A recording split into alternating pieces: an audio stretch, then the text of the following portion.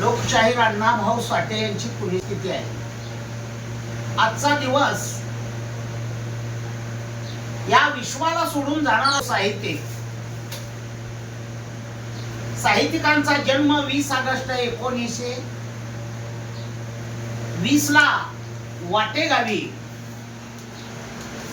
खरताड प्रवासामध्ये लोकशाहिरांचा जन्म झाला. एक मातंग कुळामध्ये वाळू मातीच्या पोटी वाटेगाव म्हणजे एक सांगली जिल्ह्यामधील छोट्याशा गावात एका मांगवाड्यात ज्या दिवशी फकीराने बोडस गावच्या बँकेवर दरोडा टाकून धन गोर गरीब जनतेला लुटून आणून वाटलं आणि त्यांची चूल चालू केली. त्याच दिवशी मध्यरात्रीच्या सुमारास रात्र वेळ होती आणि अशा वेळेमध्येच गबऱ्या नावाचा घोडा आणि त्या घोड्यावर तो फकीरा स्वार झाला. इंग्रजाच्या सत्तेला सुरुंग लावून सर्व धन लुटून वाटेगावच्या दिशाने घोडा घेऊन येत असताना रात्र सर्व सामसूम झालेली होती. अशा वेळेस वालू माता त्या मांगवाड्यामध्ये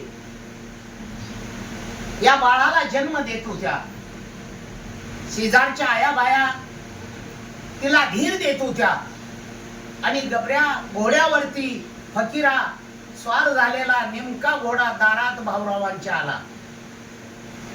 फकीरांना वाटलं काहीतरी इथे गडबड चालू आहे म्हणून फकीरा घोड्यावरून खाली उतरतात आया बाया जमल्याने विचारपूस केला. त्यावेळेस काय बायांनी सांगितलं की वालू माता एका बाळाला जन्म देतात आणि ती पोटामध्ये कळ आहे. अशा परिस्थितीत बाळाचा आवाज आतूनच आला आणि मग सांगितलं त्याच्या रडण्याचा आवाज कानावरती येताच लुटून आणलेलं धन 2 वंजळी आत्याच्या वटीला दिलं आणि सांगितलं बाळात नेला आणि या बाळाला जपा. हा बाळ आपल्या नावाचं त्रिलोकी झेंडा लावेल आणि माणसाचं परिवर्तन करण्याकरता हा बाळ या भारत देशाच्या कामी येणार आहे असा म्हणून फकीरा निघून गेला. आणि तोच साहित्यिक अण्णाभाऊ साठे पुढे महाराष्ट्रातच काय या भारत देशाच्या बाहेरल्या देशामध्ये त्यांचं साहित्य प्रत्येक भाषांतर झालं. 1.5 दिवस शाळा शिकलेला साहित्यिक या भारतातला या महाराष्ट्रातला आणि एक माथंग कुळातला ती कधी मांग म्हणून वावरले नाहीत.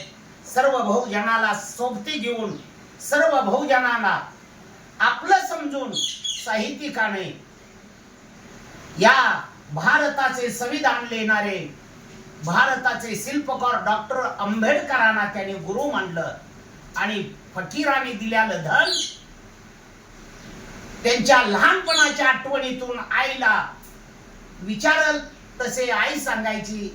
त्या दिवशी असा प्रसंग होता आणि जन्माचा प्रसंग ऐकून फकीराने फकीरा नावाची एक कादंबरी लिहिली होती आणि त्याच कादंबरीला 1961 ला महाराष्ट्र शासनाचं पहिलं 2000चं पारितोषिक त्या काळी मिळालं होतं.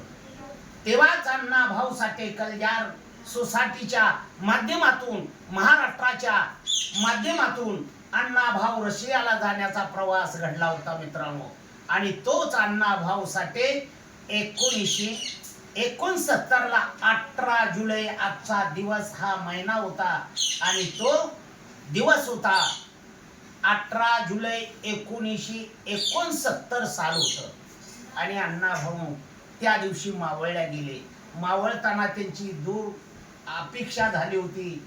अण्णाभाऊ दुःखाच्या संकटात होते आणि अण्णाभाऊ एवढ्या मोठ्या संकटातून हा भारताचा विश्व साहित्य आपणाला सर्व साहित्याच्या आठवणी ठेवून गेला. आणि त्यांची आज पुण्यस्थिती आहे म्हणून आपल्या पाटोळे परिवाराच्या मेंढापूर मध्ये आपण त्यांची पुण्यस्थिती सादर करतो आणि या बद्दल ठिकाणी उपस्थित जमलेले सर्व आपले कलावंत मंडळी आहेत.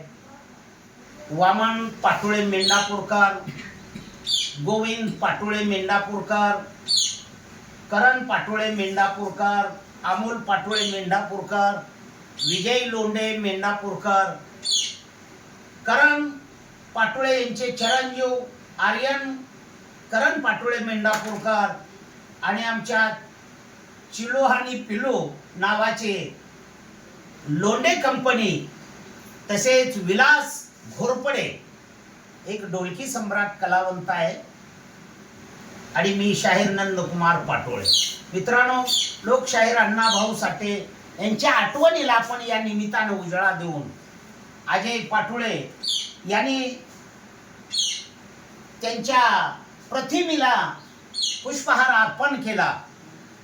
करण पाटोळे यांनी, वामन पाटोळे या सर्व पाटोळे परिवाराने पुष्पहार अर्पण करून अण्णाभाऊच्या श्रद्धांजली अर्पण करून काय आठवणी त्यांनी सांगितल्या गेल्या.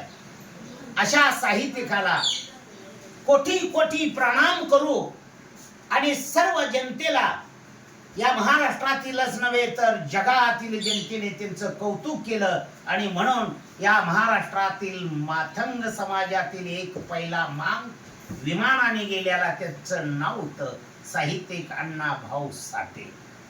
त्यांचीच पुण्यस्थिती सादर करतोय आपण. आज जगभर त्यांची पुण्यस्थिती सादर होत आहे. आणि मित्रांनो, आपण सर्वांनी या आठवणी मनात उराशी बाळगून साहित्यिकाला किंवा कुठल्याही महापुरुषांना वेगळं मानण्याचं कारण नाही, आणि म्हणून सर्वांना सोबती घेऊन, सर्वांनी आदर्श घेऊन आपण पुढे वाटचाल केली पाहिजे. हेच इथं 2 शब्द सांगतो त्या निमित्ताने, आणि इथेच थांबतो. जय हिंद, जय महाराष्ट्र, जय भीम.